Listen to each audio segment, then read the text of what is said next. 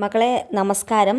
ജബ് ഗാന്ധിജിക്ക് ഖടി ചോരി ചലി ഗയി എന്നതിന് first part already upload ചെയ്ത് കഴിഞ്ഞു വീഡിയോ. അതിൻ്റെ സെക്കൻഡ് പാർട്ടാണ്. അതിനകത്ത് ആ പാഠഭാഗത്തിൻ്റെ ബാക്കി ഭാഗങ്ങളും കുറച്ച് എക്സ്പ്ലെയിൻ ചെയ്യാൻ ബാക്കി വെച്ചിട്ടുണ്ട്. അതും പിന്നെ ബാക്കി എക്സാം ഓറിയൻറ്റഡ് ആയിട്ട് വരുന്ന ക്വസ്റ്റ്യൻസും ഇമ്പോർട്ടൻ്റ് ആയ ക്വസ്റ്റ്യൻസും കാര്യങ്ങളൊക്കെയാണ് ഈ ഒരു വീഡിയോയിൽ ഡിസ്കസ് ചെയ്യുന്നത്. അപ്പോൾ നമ്മൾ പാർട്ട്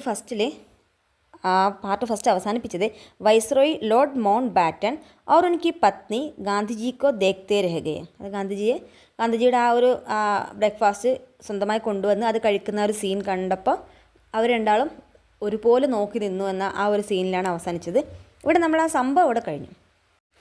ഇനി എന്താണ് ഗാന്ധിജി ഇങ്ങനെയുള്ള പ്രവൃത്തികളിലൂടെ പറയാൻ ഉദ്ദേശിച്ച കാര്യങ്ങൾ?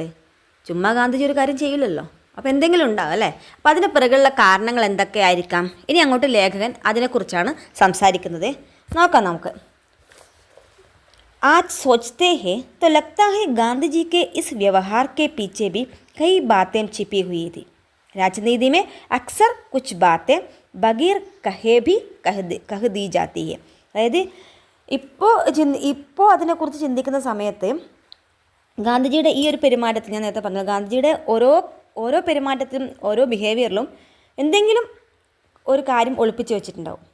അപ്പോൾ രാജനീതിമേ അക്സർ കുച്ച് ബാത്തേ ബഗേർ കഹേ ഭി കഹ് ദീ ജാത്തി ഹെ. അതായത് പറയാതെ തന്നെ പൊളിറ്റിക്സിൽ പല കാര്യങ്ങളും അങ്ങനെയാണ്. നേരിട്ട് പറയൂല, പക്ഷേ ആ പ്രവൃത്തികളിലൂടെ പല കാര്യങ്ങളും മനസ്സിലാക്കിപ്പിക്കും. അപ്പോൾ ആ ഒരു കാര്യമാണ് ഗാന്ധിജി ഇവിടെ ചെയ്യാൻ ശ്രമിച്ചത്, അല്ലെങ്കിൽ പറയാൻ ശ്രമിച്ചത്. അപ്പോൾ അതിൽ ആദ്യത്തെ എന്തായിരുന്നു? रूम कूलर बंद करवाने का सीधा मतलब नए वाइसरॉय को यह संदेश देना था कि ठंडे कमरों में बैठकर हिंदुस्तान पर हुकूमत नहीं की जा सकेगी. हमसे बात करनी है तो बाहर धूप में और खुले मैदान में आओ. അതായത് ആദ്യം നമ്മൾ ഗാന്ധിജി പറഞ്ഞ കാര്യം റൂം കൂളർ ഓഫ് ചെയ്യാൻ വേണ്ടി അല്ലേ? അപ്പോൾ അതിൻ്റെ ശരിക്കും അർത്ഥം എന്തായിരുന്നു? അതായത് ഇപ്പം നമ്മുടെ മൗണ്ട് ബാറ്റൻ പ്രഭു അവിടെ വന്ന പുതിയ വൈസ്രോയാണ്. അപ്പോൾ ആ പുതിയ വൈസ്രോയ്ക്ക് ഒരു മെസ്സേജ് പാസ് ചെയ്യാണ്. എന്തായിരുന്നു ആ മെസ്സേജ്? അതായത് ठंडे कमरों में बैठकर, നല്ല തണുപ്പുള്ള അല്ലെങ്കിൽ തണുത്തുറഞ്ഞ നല്ല എല്ലാ സുഖ സൗകര്യങ്ങളുമുള്ള ഒരു റൂമിലിരുന്ന് സംസാരിക്കേണ്ട കാര്യമല്ല ഹിന്ദുസ്ഥാനെക്കുറിച്ചും അല്ലെങ്കിൽ ഇന്ത്യയുടെ ഭരണത്തെക്കുറിച്ചും, ഇന്ത്യ എങ്ങനെ ഭരിക്കുക, അല്ലെങ്കിൽ ഇന്ത്യയുടെ എന്തെങ്കിലും ഒരു കാര്യം അറിയണമെങ്കിൽ, ഭാരതത്തെക്കുറിച്ച് അറിയണമെങ്കിൽ അതൊരിക്കലും ഈ പറയുന്ന സുഖ സൗകര്യമുള്ള നല്ല തണുത്തുറഞ്ഞ റൂമുകളിൽ നിന്ന് സംസാരിക്കാൻ പറ്റുന്നതല്ല. പിന്നെ എവിടെ വരണം? ഹംസെ ബാത് കർണി ഹെത്തോ, ഞങ്ങളോട് സംസാരിക്കണേ. ബാഹർ ധൂപ് മേ ആവോ, വെയിലത്തിറങ്ങണം.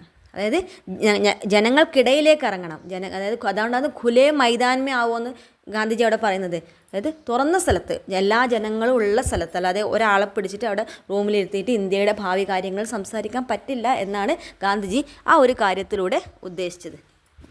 ഇനി രണ്ടാമത്തെ കാര്യം എന്തായിരുന്നു? ഖടി ഖോനേക്ക് बात को इतना बढ़ा चढ़ाकर कहने का आशय यह जताना था कि जिस ब्रिटिश राज्य का दुनिया के सामने तुम इतना ढोल पीटते हो और गुण गाते हो, उसमें मेरी खड़ी तक सुरक्षित नहीं है.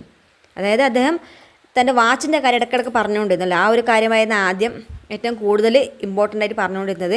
കാരണം തൻ്റെ വാച്ച് നഷ്ടപ്പെട്ടു എന്ന് പറഞ്ഞുകൊണ്ടിരിക്കുകയായിരുന്നു. ഒരു വാച്ച് നഷ്ടപ്പെട്ടതിൻ്റെ കാര്യം ഇത്ര പെരുപ്പിച്ച് കാണിക്കാൻ, അല്ലെങ്കിൽ പെരുപ്പിച്ച് കാണിച്ചത് അതെന്തുദ്ദേശിച്ചിട്ടായിരുന്നു?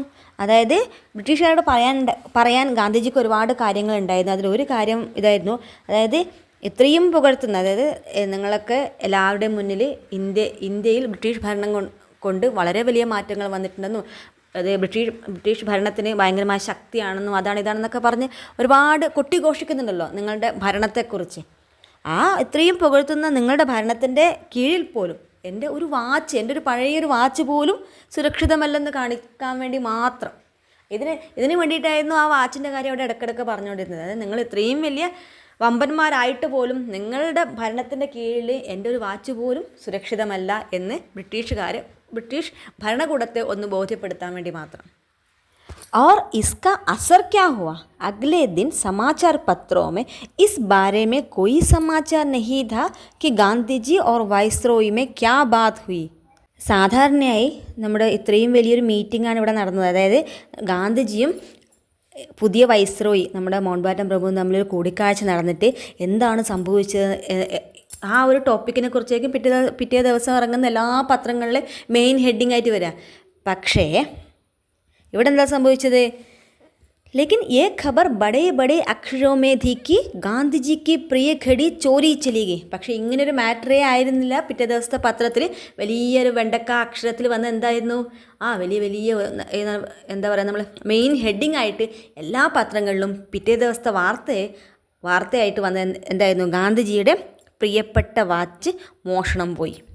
ഈ ഒരു ന്യൂസായിരുന്നു പിറ്റേ ദിവസമുള്ള പത്രങ്ങളിൽ നല്ല വെണ്ടക്ക അക്ഷരത്തിൽ പ്രസിദ്ധീകരിച്ച് വന്നത്. हालांकि कुछ रोज बाद चोर ने साबरमती आश्रम जाकर गांधी जी को उनकी घड़ी लौटा भी दी.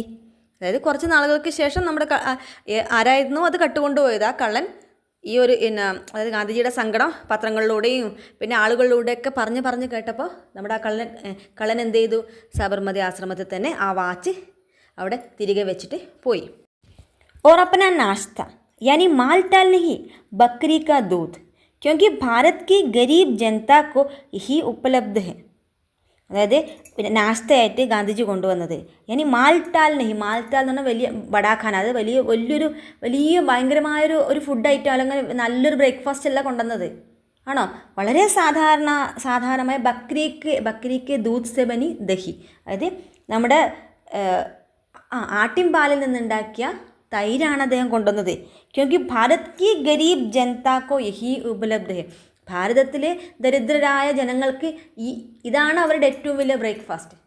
ഓക്കെ, ഏറ്റവും വലിയ നാസ്ത എന്ന് പറയുന്നത് ഈ പറയുന്ന ദൂതും ദഹിയും അത്രയുള്ളത് വളരെ സാധാരണമായ ഭക്ഷണം. वैसे इसका एक और अर्थ ये भी हो सकता है कि हिंदुस्तान के लोग अपनी मेहनत की खाते हैं, जबकि ब्रिटेन जैसे साम्राज्यवादी दूसरों की लूट पर ऐश करते हैं. അതായത് ഇതിന് മറ്റൊരർത്ഥം കൂടി ഗാന്ധിജി കണ്ടിട്ടുണ്ടാകും.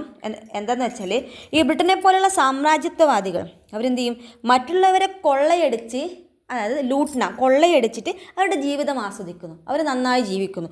പക്ഷേ ഇന്ത്യയിലെ ജനങ്ങൾ അങ്ങനെയല്ല. ഇന്ത്യയിലെ ജനങ്ങൾ എന്താ ചെയ്യുന്നത്, അപ്പിനി മെഹനത് കി ഖാത്തയെ, തങ്ങൾ ഓരോരുത്തരും അധ്വാനിച്ചിട്ടാണ് അവരുടെ അന്നം കഴിക്കുന്നത്. गांधी जी का ये मज़ेदार किस्सा मैंने लेपियर और कॉलिन की पुस्तक फ्रीडम एट मिडनाइट में पढ़ा है. അപ്പോൾ ഫ്രീഡം അറ്റ് മിഡ്നൈറ്റ് എന്നൊരു പുസ്തകമുണ്ട്, അത് എഴുതിയത് ലാരി കോളിൻസും അതുപോലെ തന്നെ ഡൊമിനിക് ലേപ്പിയറും കൂടിയാണ്. അപ്പോൾ അവരുടെ ആ പുസ്തകത്തിലെ രസകരമായ ചെറിയൊരു ഭാഗമാണ് ഈ ലേഖനത്തിൽ ഉൾപ്പെട്ടിരിക്കുന്നത്. ഓക്കെ, ഓർ അച്ചി കിതാബ് ഹെ, കഹി മിലെ തോ ജറൂർ പഠനം, നല്ല പുസ്തകമാണ്, കിട്ടിയാൽ ഒന്ന് വായിച്ചു നോക്കണം. അപ്പോൾ ഇതിലും രസകരമായ പല കാര്യങ്ങളും നമുക്കതിൽ നിന്ന് വായിച്ചറിയാൻ പറ്റും. ഓക്കെ, അപ്പോൾ പാഠഭാഗം ഇതിവിടെ കഴിഞ്ഞു.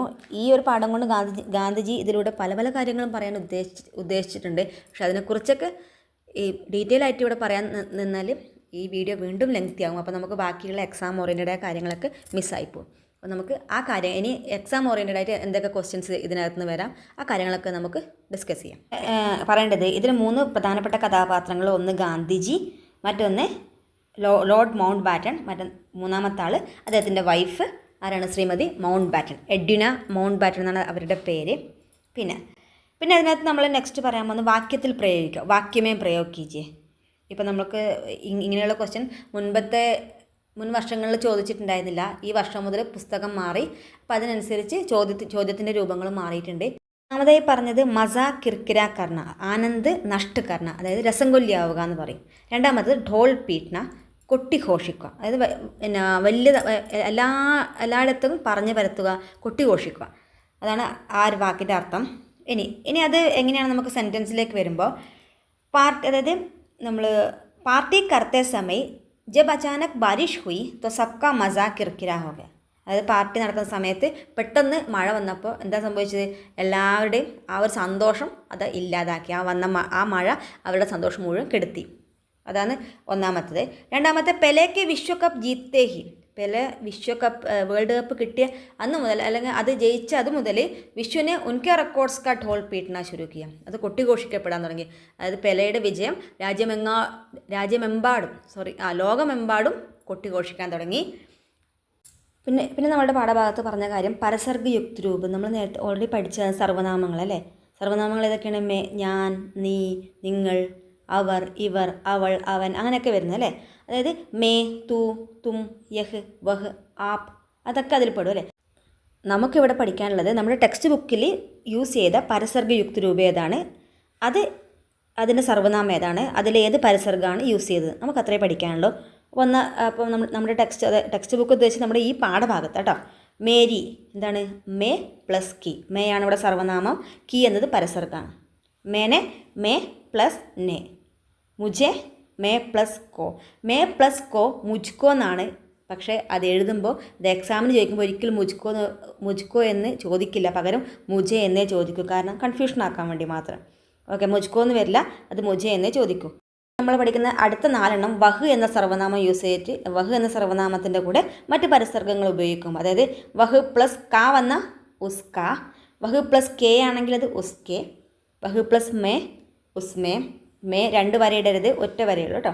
വഹ് പ്ലസ് കോ അത് നേരത്തെ പറഞ്ഞ പോലെ ഉസ്കോ എന്നാണ്. പക്ഷേ ഉസ്കോ എന്ന് നമുക്ക് എന്ത് തരില്ല, എക്സാമിന് തരൂല, ഉസേ എന്നേ തരൂ. അപ്പോൾ നമുക്ക് ഡൗട്ട് അടിക്കും. അതുകൊണ്ട് ഉസേ വഹ് പ്ലസ് കോ. നേരത്തെ ഞാൻ പറഞ്ഞ മുജെ മേ പ്ലസ് കോ. അപ്പോൾ അങ്ങനെ ഒന്ന് കണക്ട് ചെയ്ത് നോക്കാം. ഇനി വഹിൻ്റെ പ്ലൂരൽ ബഹുവചനാണ് വേ. നേരത്തെ അവൾ അല്ലെങ്കിൽ എന്താ പറയുക, അവൾ അല്ലെങ്കിൽ അവൻ, അത് ആയിരുന്നു വഹെങ്കിൽ അവർ എന്നർത്ഥമായി. ഇവിടെ വേ എന്ന് പറയുമ്പോൾ അവർ എന്നായി. വേ പ്ലസ് കെ ഉൻകെ, വേ പ്ലസ് കി ഉൻകി. ഇവിടെ കണ്ടോ വേ പ്ലസ് കോ, എന്താ അത്? ഉനേം. വേ പ്ലസ് കോ ഉനേം. പിന്നെ വേ പ്ലസ് നെ ഉനോനെ, വേ പ്ലസ് നെ ഉനോനെ. ആ കാര്യം കൂടി ശ്രദ്ധിക്കണം. ഇപ്രാവശ്യം മുതൽ ഒരു പുതിയൊരു ക്വസ്റ്റ്യൻ പാറ്റേൺ കൂടി ഉണ്ട്. അതായത് സാർത്ഥക് വാക്യ ബനാല്. ഒരു ക്വസ്റ്റ്യൻ അല്ലെങ്കിൽ ഒരു സെൻറ്റൻസ് പിന്നെ സ്പേസ് ഒന്നും ഇടാതെ ഒന്നിച്ച് തരും. പിന്നെ നമ്മളത് സ്പേസിലോട്ട് നല്ല വൃത്തിയായി എഴുതിയിട്ട് വെക്കണം. അത്രയേ ഉള്ളൂ, കുഞ്ഞു പണിയാണ്. ഇവിടെ കണ്ടോ, ഉനോനെ ഗാന്ധിജിക്കോ ചായ് പർ ബുലായ. ഇങ്ങനെ അതെല്ലാം കൂട്ടി വായിക്കുമ്പോൾ എല്ലാം ഒന്നിച്ചാണല്ലേ. അപ്പോൾ നമ്മൾ അതിനകത്ത് എടുക്കണം. ഉനോനെ ഗാന്ധിജി കോ ചായ് പർ ബുലായ. കേട്ടാ, ഇതുപോലെ നമ്മൾ മാറ്റി മാറ്റി എഴുതണം. എത്രയേ പണിയുള്ളൂ. അപ്പോൾ ഒന്ന് നന്നായി വായിച്ചു കഴിഞ്ഞാൽ വളരെ നല്ല രീതിയിൽ ഈ ഒരു സംഭവം ചെയ്യാൻ പറ്റും. അതുപോലെ തന്നെ രണ്ടാമത്തെ ക്വസ്റ്റ്യൻ നോക്കാം നമുക്ക്. അതും വളരെ ഈസിയാണ്. നന്നായി വായിക്കുക, സെൻറ്റൻസ് നന്നായി വായിച്ചിട്ട് മാത്രം ഈ ഒരു കാര്യം ചെയ്യുക. ഗർമിയോ കെ ദിൻ ഥേ. അത് കണ്ടപാഠം വായിച്ചവർക്ക് മനസ്സിലാവും, അല്ലാത്തവരിങ്ങനെ ആലോചിക്കും. അപ്പോൾ നോക്കാം, കെ കാ കെയും കെ കാ കേക്ക് അതുപോലെ പരസർഗ്ഗങ്ങൾ ഉണ്ടെങ്കിൽ അത് അതിൽ നിന്ന് വേർപെടുത്തി വെക്കണം അല്ലേ. കണ്ട, ഗർമിയോ കെ അതൊരു പരസർഗ്ഗമാണ്, അതങ്ങ് മാറ്റി വെക്കുക. കെ ദിൻ അതൊരു വാക്കാണ്, അത് അടുത്ത് മാറ്റി വെച്ചു. ദിൻ ധേ അങ്ങനെ. ഗർമിയോ കെ ദിൻ ധേ. ഒരു പണിയുമില്ല, ചുമ്മാ മാർക്ക് കിട്ടും അല്ലേ. അതെങ്ങനെ ആ ഉള്ള സെൻറ്റൻസിൽ ഒന്നിച്ച് പറ്റിച്ച് വെച്ചത് വേറെ വേറെ എടുത്ത് വെക്കണം, അത്രയേ ഉള്ളൂ. അതുപോലെ തന്നെ മൂന്നാമത്തെ ക്വസ്റ്റ്യൻ നോക്ക്. മുജെ സർദി ലഗ് രഹി ഹെ അല്ലേ. മുജെ നമുക്കറിയാം മുജെ എന്നുള്ളൊരു വാക്കാണ്. ആ വാക്ക് അവിടെ പറക്കി വെക്കാം. സർദി അത് മറ്റൊരു വാക്കാണ്. ലഗ് വേറൊരു വാക്കാണ്. രഹി അത് വേറെയാണ്. ഹേ ഇതൊക്കെ വേറെ വേറെ വാക്കുകളാണ്, നമുക്കറിയാവുന്ന കാര്യമാണ്. അതങ്ങ് മാറ്റി മാറ്റി എടുത്തത് സ്പേസ് ഇട്ടിട്ട് അതൊന്ന് എഴുതണം, അത്രയേ വേണ്ടൂ. മറ്റൊന്നും ചെയ്യണ്ട. ഒന്നതാ, ഗാന്ധിജി ചായ് പിയേങ്കെ യാ ദൂത്. ഗാന്ധിജി ചായ് പിയേങ്കെ യാ ദൂത്. യാ എന്ന് പറയുമ്പോൾ ചെറിയൊരു ആ ഓർ എന്നർത്ഥം വരുന്നൊരു വാക്കാണ് യാ എന്ന് പറയുന്നത്. അപ്പോൾ അത് നോക്കിയിട്ട് അതേപോലെ എഴുതി വെക്കുക. കഴിഞ്ഞ പണി. ഒരു മാർക്ക് കിട്ടാൻ വലിയ പണിയൊന്നുമില്ല, വളരെ ഈസിയാണ്. ടെക്സ്റ്റ് നന്നായി വായിക്കുക. നന്നായി ടെക്സ്റ്റ് വായിച്ചു കഴിഞ്ഞാൽ നല്ല രീതിയിൽ ഏത് പരീക്ഷയും അറ്റൻഡ് ചെയ്യാൻ പറ്റും. അടുത്തത് സമാനാർത്ഥി ശബ്ദത്തിലേക്ക്, അതേ അർത്ഥം വരുന്ന വാക്കുകൾ. മക്സദ് ഉദ്ദേശ്യം. ഓക്കെ. ബദൻ ശരീർ ബോഡി. ഖുദ് സ്വയം. അതുപോലെ തന്നെ ശുരു ഹോ ഗയി ആരംഭ ഹോ ഗയി. വളരെ ഈസിയാണ്. അതുപോലെ തന്നെയാണ് ഉപവാസ്, നമ്മൾ സാധാരണ പറയുന്നതാണ് വ്രത്ത്. സർദി ഠണ്ട് തണുപ്പ്. ജിമ്മ ജാഡിയുടെ കുത്തൻ്റെ ദായിത്വ്. ബഗേർ കഹേ ബിനാ പോലെ ഒന്നും പറയാതെ. ജതാന ബതാന പറയുക. ഓക്കെ. ഇനി അടുത്തത് വാക്യ പിരമിഡാണ് അല്ലേ. വാക്യ പിരമിഡ് അതായത് നമ്മൾ ഒരു സെൻറ്റൻസ് ഉണ്ടാക്കുകയാണ്. നോക്കാം നമുക്ക് എങ്ങനെയാണ് സെൻറ്റൻസ് ഉണ്ടാക്കുന്നതെന്ന്. ആദ്യത്തെ ചോരി ചലി ഘടി ചോരി ചലി കളവ് പോയി, വാച്ച് കളവ് പോയി. ബ്രാക്കറ്റിൽ 2 വാക്കുകളുണ്ട്. പ്രി എന്ന വാക്കുകളുണ്ട്, ഗാന്ധിജിക്ക് എന്നുണ്ട്. അപ്പോൾ ഏതായിരിക്കും അടുത്തത്? ആരുടെ വാച്ച്? ഗാന്ധിജിക്ക് ഘടി ചോരി ചലി. ഗാന്ധിജിയുടെ എങ്ങനത്തെ വാച്ച് എന്ന് നോക്കുമ്പോൾ ഗാന്ധിജിക്ക് പ്രിയ ഘടി ചോരി ചലി. ഓക്കെ. ആ ഘടിയെ വിശേഷിപ്പിച്ച വാക്ക് അവിടെ ഉണ്ട്. പക്ഷേ ഘടി ആരുടേതെന്ന് ചോദിക്കുമ്പോൾ നമുക്കൊരു ഉത്തരം ഉണ്ടല്ലോ. അതുകൊണ്ടാണ് ഗാന്ധിജിക്ക് ഘടി എന്ന് നമ്മൾ മൂന്നാമത്തെ സെൻറ്റൻസായിട്ട് എഴുതിയത്. ഓക്കെ. ഇനി രണ്ടാമത്തെ, ബേട്ട് ഗയെ ഇരുന്നു. വേ ബേട്ട് ഗയെ അവർ ഇരുന്നു. എവിടെ, എങ്ങനെ, 2 ക്വസ്റ്റ്യൻ വരും അല്ലേ. കുർസിപ്പർ എന്നുണ്ട്, സിക്കുട്ട് സിമട്കർ എന്നുണ്ട്. നോക്കാം നമുക്ക്. വേ സിക്കുട്ട് സിമട്കർ ബേഡ്. എങ്ങനെ ഇരുന്നവർ, എങ്ങനെ ഇരുന്നു എന്നാണ് പറയുന്നത്. ഇങ്ങനെ കൂനിക്കൂടി അല്ലേ. സിക്കുട്ട് കൂനിക്കൂടി ഇരുന്നു. എവിടെയാണ് അങ്ങനെ ഇരുന്നത്? വേ കുർസിപ്പർ സിക്കുട്ട് സിമട്കർ बैठ गए അവർ കൂനിക്കൂടി, അതായത് കുർസിയുടെ ചെയറിൻ്റെ മുകളിലായിരുന്നു കൂനിക്കൂടി ഇരുന്നത്. നമ്മുടെ ടെക്സ്റ്റിൽ തന്നെ ഒരു ക്വസ്റ്റ്യൻ ഉണ്ട്. അതായത് നമ്മുടെ ഗാന്ധിജിയുടെ ഓരോ സ്വഭാവം ഉണ്ടല്ലോ, ഗാന്ധിജി ബിഹേവ് ചെയ്യുന്ന ആ രീതിയും അതിന് ലേഖകൻ ഒരു വ്യാഖ്യ കൊടുക്കുന്നുണ്ട്. എന്താണെന്ന് നോക്കാം. വൈസ്രോയിക്ക് സാത്ത് കി ചർച്ചയ്ക്ക് സമയം അൻമനാപ്പൻ ദിഖാൻ. വൈസ്രോയുമായി സംസാരിക്കുന്ന സമയത്ത് ഗാന്ധിജി ഒരു മനസ്സില്ലാതെ, അല്ലെ പറഞ്ഞില്ല, അൻമനാപ്പനം, ഒരു മനസ്സില്ലാതെയാണ് ഇരുന്നത്. അതിന് ലേഖകൻ പറയുന്ന കാരണം, അല്ലെങ്കിൽ ലേഖകൻ്റെ അഭിപ്രായത്തിൽ അംഗ്രേസി ഭരണത്തോട് ഗാന്ധിജി തൻ്റെ അഭിപ്രായം, തൻ്റെ വിരോധം പ്രകടിപ്പിക്കുകയാണ് ഇതിലൂടെ ചെയ്യുന്നത്. അപ്പോൾ ഇവിടെ ഗാന്ധിജിയുടെ രണ്ടാമത്തെ പെരുമാറ്റ രീതി പറഞ്ഞത് നമ്മുടെ അപ്നാ നാശ്ത ഖുദ് ലാന, അതായത് നിങ്ങളുടെ പ്രഭാത ഭക്ഷണം നമ്മൾ തന്നെ കൊണ്ടുവരിക, അല്ലേ. അപ്പോൾ അതിന് നമ്മുടെ ലേഖകൻ കൊടുക്കുന്ന വിശദീകരണം എന്താണെന്ന് വെച്ചാൽ, भारतीयों के स्वावलंबी आत्मनिर्भर मनोभाव और सरल जीवन को दिखाने का प्रयास करते हैं. ഇന്ത്യക്കാരുടെ ശാസ്ത്രീയ മനോഭാവം, ലളിതമായ ജീവിതം, ഇതൊക്കെ കാണിക്കുവാൻ വേണ്ടിയാണ് അദ്ദേഹം അങ്ങനെ ചെയ്തത്. ഈ പാഠത്തുനിന്ന് എക്സാമിന് വരാൻ ചാൻസുള്ള ഒരു ക്വസ്റ്റ്യനാണ് സഹി പ്രസ്താവ് ചുൻകറിലേക്ക്.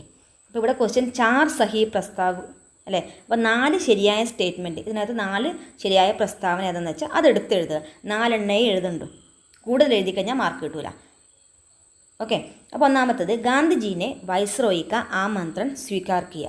ഗാന്ധിജി വൈസ്രോയിയുടെ ഇൻവിറ്റേഷൻ, ആമന്ത്രൺ സ്വീകരിച്ചില്ലേ?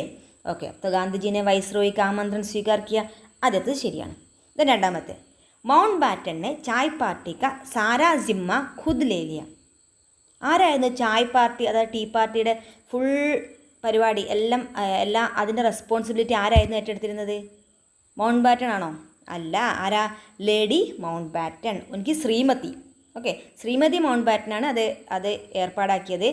അപ്പോൾ ഈ ഉത്തരം, അല്ലെങ്കിൽ ഈ സ്റ്റേറ്റ്മെൻറ്റ് തെറ്റാണ്. ഓക്കെ. അപ്പം മൂന്നാമത്തത് ഗാന്ധിജിക്ക് ഖടി റെയിൽ ഗാഡിമേ കിസീനെ ചുരാലി. അല്ലെങ്കിൽ നമ്മുടെ ഗാന്ധിജിയുടെ വാച്ച് എവിടുന്നാണ് നഷ്ടപ്പെട്ടത്, അല്ലെങ്കിൽ എവിടുന്നാണ് കളവ് പോയത്? കളവ് പോയി. എവിടുന്ന്? മോഷ്ടിക്കപ്പെട്ടത് റെയിൽ ഗാഡിയിൽ നിന്ന്, അല്ലേ, ട്രെയിനിൽ നിന്നാണ്. ശരിയല്ലേ? ഓക്കെ, അപ്പോൾ അത് ശരി. നാലാമത്തെ, മൗണ്ട് ബാറ്റൻ കെ ജമാനെ മേ പൂരെ ഹിന്ദുസ്ഥാൻ മേ ഏക് ഹി റൂം കൂളർ ഥാ. മൗണ്ട് ബാറ്റൻ്റെ ആ ഒരു ടൈമിൽ പൂരെ ഹിന്ദുസ്ഥാൻ മേ, ഈ ഇന്ത്യ മുഴുവൻ നോക്കിയാലും ഒരൊറ്റ റൂം കൂളറേ ഉണ്ടായിട്ടു. അതെവിടെയായിരുന്നു? നമ്മുടെ വൈസ്രോയ് ഭവനിൽ. അപ്പോൾ പറഞ്ഞ ശരിയല്ലേ? ശരിയാണ്, അത് ശരി. Next, Gandhiji Chai party may Apna ഖാന സാത്ത് ലായേ. ഗാന്ധിജി ചായ് പാർട്ടിയിൽ തൻ്റെ ഫുഡും കൊണ്ടാണ് വന്നത്, അല്ലേ. ഗാന്ധിജി അപ്നാ നാശ്ത ഖുദ് ലായ, ശരിയാണ്, അതും ശരിയാണ്. ഓക്കെ. അപ്പോൾ last point, Gandhiji അപ്നി Garhi ജേബ് may രഖ്തേ ഥേ. ഗാന്ധിജി തൻ്റെ വാച്ച് ജേബ് എന്ന് പറഞ്ഞാൽ പോക്കറ്റിലാണ് വെച്ചത്. പോക്കറ്റിൽ വെച്ചെന്നാണ് പറയുന്നത്. അത് തെറ്റാണ്. കാരണം ഗാന്ധിജി അപ്നി ഘടി കഹാൻ ടാങ്തേത് ടാങ്ന, തൂക്കിയിടുക. എവിടെയായിരുന്നു? കമർമേൻ ടാങ്കേത്, അങ്ങനെ പറഞ്ഞത്. അപ്പോൾ അരക്കെട്ടിലാണ് അദ്ദേഹം, ധോത്തിക്ക് ഊപ്പർ, അല്ലേ, അതായത് മുണ്ട് കെട്ടുന്നില്ല, മുണ്ട് എടുത്തിട്ട് അതിൻ്റെ മുകളിലായിട്ടാണ് അത് ഹാങ് ചെയ്തത്. അപ്പോൾ ഇത് തെറ്റാണ്, ജേബിലെ പോക്കറ്റിലല്ല. അതുപോലെ ഈ പാഠത്തിന് വരാൻ സാധ്യതയുള്ള മറ്റൊരു ക്വസ്റ്റ്യനാണ് ഡയറി. मान ले गांधी के साथ की पहली मुलाकात के बारे में अगर वाइसरॉय ने उस दिन एक डायरी लिखा तो. നമ്മുടെ വൈസ്രോയി ഒരു ഡയറി എഴുതിയെന്ന് വിചാരിക്കുക, ഗാന്ധിജിയുമായുള്ള ആദ്യത്തെ കൂടിക്കാഴ്ചയെക്കുറിച്ച്. നോക്കാം. നമുക്കറിയാവുന്ന കാര്യമാണ് ഡയറി. ആദ്യം ഹെഡിങ് എഴുതാം ഡയറിന്ന്, എന്നിട്ട് ഡേറ്റ് എഴുതാം, ഡേ എഴുതാം. ഓക്കെ. അത് കഴിഞ്ഞിട്ട് ആജ് മേരെ ജീവൻ കൈ കച്ചാ ദിൻ ഥാ, അല്ലേ, നല്ല ദിവസമായിരുന്നല്ലോ. ഗാന്ധിജിയെക്കുറിച്ച്, അതായത് നമ്മുടെ ഗാന്ധിജിയെക്കുറിച്ച് മൗണ്ട് ബാറ്റൻ പ്രഭുവിനുണ്ടായ എല്ലാ അഭിപ്രായങ്ങളും മാറിയൊരു ദിവസമായിരുന്നു. തോ മേരെ ജീവൻ കൈ അച്ഛാ ദിൻ ഥാ. അത് ഈ പാഠത്തിൽ ഏത് ഒരു ഇതിനെക്കുറിച്ച് എഴുതിയാലും എഴുതാൻ പറ്റും. ഡയറി വന്നപ്പം ആജ് മേനെ ഗാന്ധിജിക്കോ ചായ് പാർട്ടിക്കിലെ ബുലായ ഥാ, അല്ലെ, ഇന്ന് ഞാൻ ഗാന്ധിജിയെ ചായ് പാർട്ടിക്ക് വിളിച്ചു. പിന്നെന്താ പറഞ്ഞത്? ആജ് മുझे समझ में आया कि वे कितना सीधा साधा आदमी थे. ഇന്നാണ് എനിക്ക് മനസ്സിലായത് അദ്ദേഹം വളരെ സാധാരണ ഒരു മനുഷ്യനാണെന്നും. അങ്ങനെ ഡാഷ് നിട്ടിട്ടുണ്ട്. ആ ഡാഷ് നിട്ടെടുത്ത് നമ്മൾ ബാക്കിയുള്ള കാര്യങ്ങളൊക്കെ ഫില്ല് ചെയ്ത് വെക്കാം, ബാക്കി എഴുതി വെക്കാം. ഇതാണ് അതിൻ്റെ ജസ്റ്റ് ഒരു ഡ്രാഫ്റ്റ് എന്ന് പറയുന്നത്. അതിന് ഏറ്റവും അവസാനമായിട്ട് ആജ് കാ ദിൻ മേ കഭി നഹി ഭൂൽ സക്ത, അല്ലേ, ഇന്നത്തെ ദിവസം എനിക്ക് ഒരിക്കലും മറക്കാൻ കഴിയില്ല. അത് നമുക്ക് എല്ലാ ഡയറിയിലും എഴുതാൻ പറ്റും, ഈ ലാസ്റ്റ് എഴുതിയത്. അതുപോലെ ഏക് അച്ഛേ ദിൻ കി ആശാ കർത്തേ ഹുയേ, ഒരു നല്ല നാൾ പ്രതീക്ഷിച്ചുകൊണ്ട് ഡാഷ് ഒരു ബോക്സിനകത്ത് എഴുതി വെക്കാൻ കഴിഞ്ഞു. ഈ ഡാഷ് എന്ന് ഞാൻ പറഞ്ഞില്ല, അവിടെ ക്വസ്റ്റ്യൻ അനുസരിച്ച് ബാക്കി കാര്യങ്ങൾ എഴുതി വെക്കുക. പിന്നെ ഈ പാഠത്തിൽ കുറച്ച് വിശേഷണ ശബ്ദം കൂടി വരുന്നുണ്ട്. അതായത് അതായത് ഈ പാഠത്തിൽ ठंड കമര. അപ്പോൾ ठंड എന്ന വാക്ക് ഇവിടെ ഉപയോഗിക്കുന്നത് വിശേഷണമായിട്ടാണ്. സിക്കുട്ട് സിമട്കർ ബൈഠന, അല്ല കൂനിക്കൂടി ഇരിക്കുക. അപ്പോൾ സിക്കുട്ട് സിമട്കർ എന്നത് വിശേഷണ ശബ്ദമാണ്. ബഡി ബഡി എന്ന് പറഞ്ഞിട്ടൊരു വാക്ക് പറയുന്നുണ്ട് അവിടെ. ബഡി ബഡി രാജനീതിക്ക് ബാത്തേന്ന്. ബഡി ബഡി എന്നത് അവിടെ വിശേഷണമാണ്. പുരാനി ഘടി, അതിൽ പുരാനി എന്ന വാക്ക് വിശേഷണമാണ്. പുരാനേസെ ധൈലി, അതിൽ പുരാനേസെ എന്ന വാക്ക് അവിടെ വിശേഷണമാണ്. അതുപോലെ പ്യാരി, പ്യാരി ഘടി എന്ന് പറയുന്നത് അവിടെ പ്യാരി എന്ന വാക്ക് വിശേഷണമാണ്. ഓർ അച്ചി, അച്ചി കിതാബിൽ അച്ചി എന്ന വാക്ക്. പിന്നെ ബഹുത് പുരാനി എന്ന് പറഞ്ഞാൽ അവിടെ ബഹുത്ത് എന്ന വാക്കും ഇതേപോലെ വിശേഷണ ശബ്ദമാണ്. പിന്നെ നെയ്യ് ഘടി, അവിടെ നെയ്യ് എന്ന വാക്ക്. ചോട്ടീസി, അതിൽ ചോട്ടീസി അല്ലെങ്കിൽ ചോട്ടാസ എന്നൊക്കെ പറയുന്നുണ്ട്. ചോട്ടാസ ഡിബ്ബ എന്നൊക്കെ. അപ്പോൾ ആ ഒരു വാക്കും അതിൽ ചോട്ടാസ എന്ന് പറയുന്നതും ഇതുപോലെ വിശേഷണ ശബ്ദമാണ്. പിന്നെ ലക്കിടിക്ക് കപ്പച്ചി എന്ന് പറഞ്ഞു. പിന്നെ കമ്പിനെക്കുറിച്ച് പറയുമ്പോൾ മരത്തിൻ്റെ കമ്പ്, അപ്പോൾ ലക്കടിക്ക് കപ്പച്ചി. അപ്പോൾ അതിൽ ലക്കടി എന്ന വാക്ക് അവിടെ വിശേഷണമാണ്. പിന്നെ ടൂട്ടെ ഹത്തെ, പൊട്ടിയ കൈപ്പിടി എന്ന രീതിയിൽ ടൂട്ടെ എന്ന വാക്ക് അതിനെ വിശേഷിപ്പിക്കുന്നതാണ്. പിന്നെ മസേദാർ കിസ്സ, അല്ലെ നല്ല രസകരമായ കഥ എന്ന രീതിയിൽ മസേദാർ എന്ന വാക്ക് അവിടെ വിശേഷ ശബ്ദമായിട്ട് ഉപയോഗിക്കുന്നത്. പിന്നെ ഗരീബ് ജനത, ജനങ്ങൾ എങ്ങനെയുള്ളവരാണ്, പാവപ്പെട്ടവരാണെന്ന രീതിയിൽ ഗരീബ് ജനത. പിന്നെ പ്രിയ ഘടി, അത് പ്രിയപ്പെട്ട വാച്ച് എന്ന രീതിയിൽ പ്രിയ എന്ന വാക്ക് അവിടെ വിശേഷ ശബ്ദമാണ്. ഓക്കെ, ഏകദേശം എല്ലാ കാര്യങ്ങളും ഇവിടെ ഡിസ്കസ് ചെയ്തിട്ടുണ്ട്. അപ്പോൾ നന്നായി ടെക്സ്റ്റ് വായിക്കാം.